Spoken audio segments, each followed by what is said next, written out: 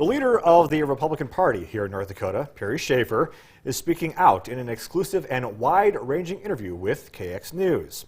The interview comes at a time when Republican elected officials, including Attorney General Drew Wrigley and Lieutenant Governor Brent Sanford, and members of the State Investment Board are refusing to respond to questions about how your tax dollars are being invested. But North Dakota Republican Party Chairman Perry Schaefer is answering our questions, and he's offering some strong advice to his party based on his expertise in the financial services industry. Josh Minnie has more. That's right. Chairman Perry Schaefer is the leader of the Republican Party in the state, but he is also a successful 40-year veteran in the field of financial advising and investing. He understands the financial industry inside and out. Schaefer is well aware that our state investment board has hired banks and money managers that, on one hand, are being handed millions of our tax dollars, while on the other, opposing investing in our fossil fuel industry. All we can do is sound the alarm. To be very honest, as the leader of the Republican Party in North Dakota, sound the alarm as to what those investments are, and the lack of communication they have in this industry from a Wall Street standpoint. They're not helpful to the state of North Dakota. They're not helpful to any state that's producing energy products. It's becoming well known because people like myself and others within our state are sounding the alarm in respectful ways as we move forward. Schaefer is also aware these banks belong to a group called the Net Zero Banking Alliance, a group backed by the United Nations and committed to phasing out the use of fossil fuels, which prescribes to an investment philosophy known as ESG, or Environmental Social Governance. I think it is a large banking play on controlling the energy industry, is what I think it is. Environmental governance, social, it doesn't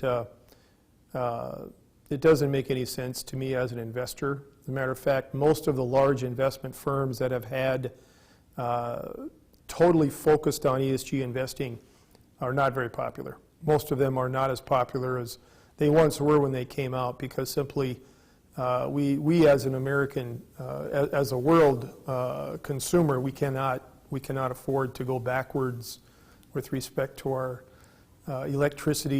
electron manufacturing process. We asked Chairman Schaefer if banks and money managers should, at a minimum, commit to supporting the fossil fuel industry before they receive money from our legacy and pension fund. Absolutely, without a doubt, no question about it.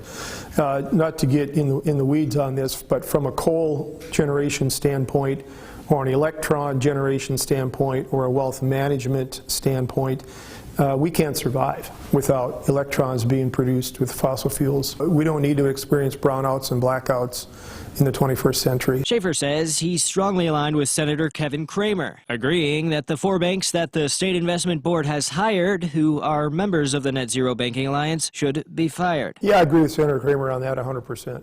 Absolutely. Matter of fact, we talked about it when I was out in D.C. this week.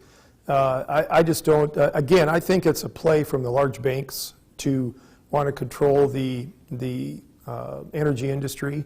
And when you have a very small group of people that want to control anything, probably leaning in the wrong direction. So where does the issue go from here? Will our Attorney General and the State Investment Board take Chairman Schaefer's advice, or will they continue to refuse to answer questions about this issue?